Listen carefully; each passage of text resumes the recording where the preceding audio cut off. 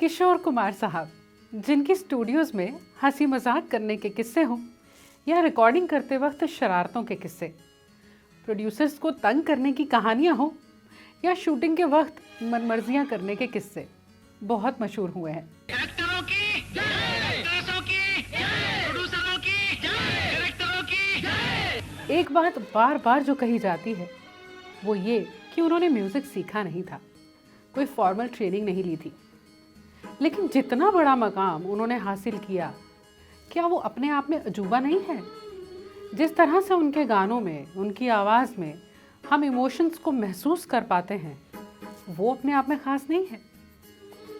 आज एक ऐसे गीत की बात करने वाली हूँ जहाँ शुरू में सिर्फ एक लाइन को रिकॉर्ड करने के लिए शुरू का जो पोर्शन था उसे लगभग 2 घंटे लगे और बाकी सारा गीत आधे घंटे में रिकॉर्ड हो गया। रील नहीं, रियल स्टोरीज में।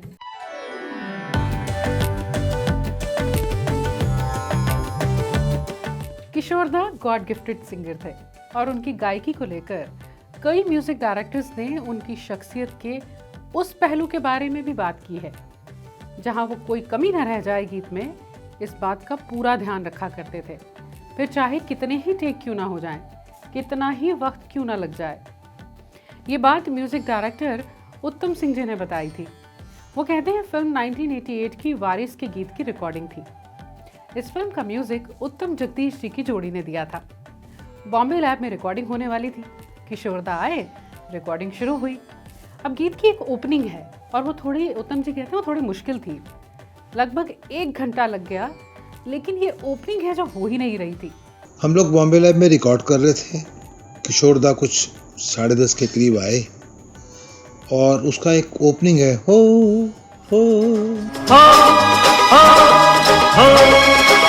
वो थोड़ी सी मुश्किल थी। किशोर दा उस टाइप का कम गाया था उन्होंने। काफ़ी टाइम लग गया, तो पौना घंटा लग गया, 1 घंटा लग गया और वो उतना सा ओपनिंग हो नहीं रही, सही आ ही नहीं रहा था। स्टूडियो में प्रोड्यूसर भी है, डायरेक्टर भी है, रिकॉर्डिस्ट हैं और लोग भी हैं। और किशोर दा अंदर से बोले, उत्तम, इसके बाद ना तुम सिर्फ इतना ही कहना, 1 मोर। ये मत कहना कि हुआ क्या, क्यों हुआ, सिर्फ इतना कहना, 1 मोर। जब तक तुम मुझे 1 मोर कहते जाओगे मैं गाता चला जाऊंगा। और ये मत सोचना कि माइक्रोफोन पर किशोर कुमार है। जब तक तुम्हें तसल्ली ना हो जाए तब तक मुझसे गवाते रहना। और इसी पोर्शन के लिए फिर लगभग 2 घंटे लगे। फिर बाकी का गीत आधे घंटे में ख़त्म हो गया। उत्तम सिंह जी कहते हैं ये गीत ख़ास था। 100 पीस लगभग ऑर्केस्ट्रा, 30-40 कोरस, काफ़ी हैवी सेटअप था ये। लेकिन जब किशोर दा गाना शुरू करते तो हमारा सारा म्यूज़िक नीचे हो जाता। और वो कहते हैं, मैंने रिकॉर्डिस्ट से कहा, अरे भाई वॉल्यूम ज़रा ऊपर करो। वो बोले, ये फुल है, इसके ऊपर नहीं हो सकता। अब ये कुदरत का करिश्मा ही तो है। उत्तम जी कहते थे, मैंने किशोर दा के साथ बहुत शोज़ किए हैं और अपनी परफॉर्मेंस के दौरान स्टेज पर लोटपोट हो जाया करते थे।